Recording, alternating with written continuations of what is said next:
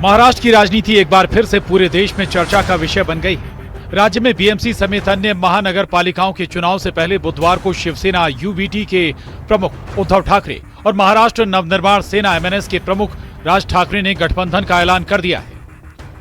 आज आम्ही आमचं कर्तव्य म्हणून एकत्र आलेलो आहोत आणि मी मागेच म्हटलं एकत्र आलो आहोत ते एकत्र राहण्यासाठी। कधी भरायची केव्हा भरायची ते आपल्याला कळवलं जाईल। आज फक्त आपल्या समोर एकच गोष्ट मी आपल्याला सांगू इच्छितो की बरेच दिवस ज्याची प्रतीक्षा महाराष्ट्र करत होता ती शिवसेना आणि महाराष्ट्र नवनिर्माण सेनेची युती झाली हे आज आम्ही आपल्याला जाहीर करत आहोत।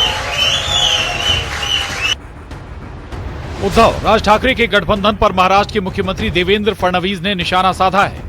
गठबंधन के ऐलान पर फडणवीस ने तंज कसते हुए कहा कि ऐसे हाइक किया गया जैसे रूस यूक्रेन साथ आए हों।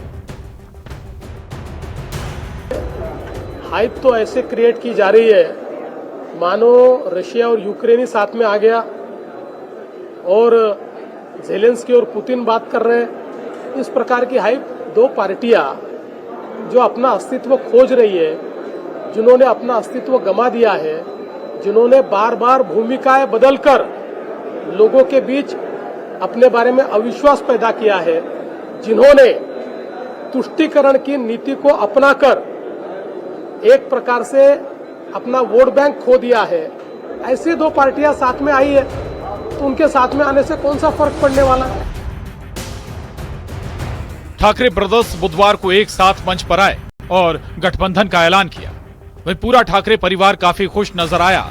आदित्य ठाकरे और अमित ठाकरे भी नजर आए। औपचारिक ऐलान से पहले उद्धव ठाकरे और राज ठाकरे ने बाला साहेब ठाकरे के स्मारक पर जाकर श्रद्धांजलि अर्पित की। दोनों के साथ संजय राउत भी मौजूद थे। वहीं राज ठाकरे की मां कुंदा ठाकरे ने दोनों भाइयों की आरती उतारकर स्वागत किया। दोनों भाइयों के 2 दशक बाद साथ आने से ठाकरे परिवार में खुशी की लहर है। आदित्य ठाकरे ने भी खुशी जताई है।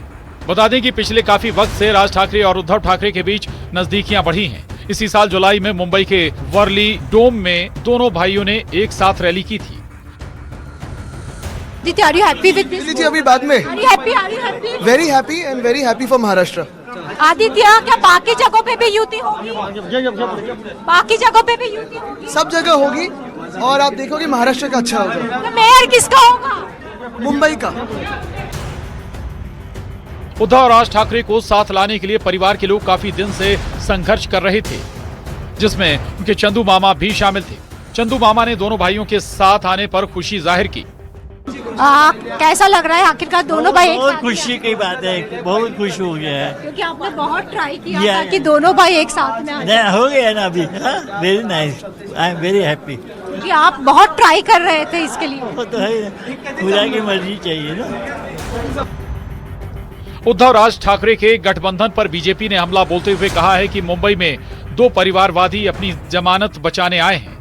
उद्धव गुट के नेता संजय राउत ने बीजेपी को घेरते हुए कहा कि ये महाराष्ट्र के लिए अच्छी बात है कि दोनों भाई साथ आ रहे हैं। जो होता है वो व्यापार होता है राजनीति में। आपको इतना सीट शेयरिंग, वो व्यापार है। यहाँ भाइयों में व्यापार नहीं है, ये फैमिली है, समझा। हम देख लेंगे हमको क्या करना है। कांग्रेस को भी आखिरी ये कांग्रेस को हमने बहुत बार रिक्वेस्ट किया है कि बीजेपी को अगर हमको हराना है तो आपको साथ आना होगा। 2 परिवारवादी हार के डर से एक साथ गठबंधन में आए हैं और आपको ये क्लियर प्रूफ 2 परिवारवादी के मुंबई में साथ में आने से ये स्पष्ट हो चुका है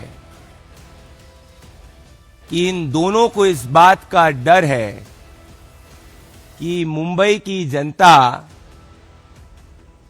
एनडीए के, भारतीय जनता पार्टी के विकास को चुनने जा रही है। बता दें, मुंबई की बीएमसी में पिछले कई दशक से शिवसेना का मेयर ही बैठा है। ऐसे में बीएमसी चुनाव 2026 में उद्धव ठाकरे की प्रतिष्ठा दांव पर है।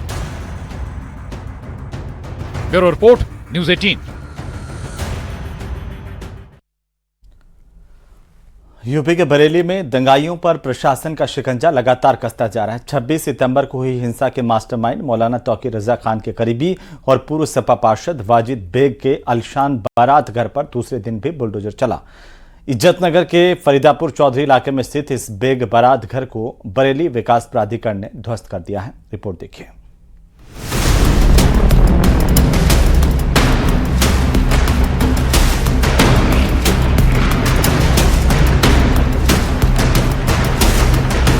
बरेली दंगों में शामिल आरोपियों पर लगातार शिकंजा कसता जा रहा है। अवैध निर्माण करने वालों का पूरा हिसाब हो रहा है।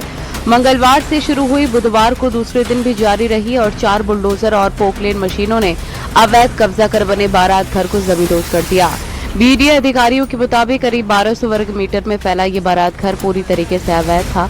बिना नक्शा पास कराए और नियमों को ताक पर रखकर इसका निर्माण किया गया था। इसकी लागत 3 करोड़ रुपए से अधिक आंकी जा रही है। वहीं बरेली प्रशासन ने, बरेली विकास प्राधिकरण ने उसकी संपत्तियों को चिन्हित करते हुए, वाजिद बेग की संपत्तियों को चिन्हित करते हुए ये तय कर लिया कि उसके लिए तहस नहस कर दिया जाएगा। चूंकि वाजिद बेग ने ये जो बेग पहले से इसके लिए बरेली विकास प्राधिकरण के जो नियम थे, कायदे कानून थे, उनको दरकिनार करके इसको अपना साम्राज्य खड़ा किया हुआ था। तो इस तरीके से वाजिद बेग ने 1-2 करोड़ की नहीं, बताया जा रहा है कि करीब 80 करोड़ रुपए की संपत्ति को अर्जित किया हुआ था। पुलिस जांच में खुलासा हुआ है कि इसी बारात घर में हिंसा फैलाने की साजिश रची गई थी। आरोप है कि यहां मौलाना तौकीर रजा के साथ मिलकर युवाओं को भड़काने की बैठकें हुई हैं। 26 सितंबर को जुमे की नमाज के बाद शहर में हुई व्यापक हिंसा में पथराव, आगजनी और पुलिस पर हमले हुए थे। इस मामले में तौकीर रजा समेत कई लोग आरोपी हैं। सबसे खास चीज ये है, मैं आपको बता दूं कि ये वाजिद व्यक्ति है जो मौलाना तौकीर रजा का लेफ्ट हैंड कहा जाता था। मौलाना तौकीर रजा का फाइनेंसर था और उसका खास मददगार होता था। ये वही बेग पैलेस है जहां पर 26 सितंबर को बरेली में जुमा की नमाज के बाद 19 सितंबर को बैठ करके मौलाना तौकीर रजा और उसके मददगारों ने बैठ करके रणनीति बनाई थी कि किस तरीके से बरेली को दंगों की आग में झोंका जाए। वाजिद बेग फिलहाल फरार है। उसकी तलाश में पुलिस की 3 टीमें लगी हैं। इससे पहले उसके एक जिम को भी सील किया जा चुका है। बीडीएफ वाजिद बेग की अन्य संपत्तियों की जांच कर रही है। प्रशासन तौकीर रजा के करीबियों पर लगातार एक्शन ले रहा है। अब तक 1 दर्जन से अधिक संपत्ति पर बुलडोजर चल चुका है या फिर उन्हें सील किया जा चुका है।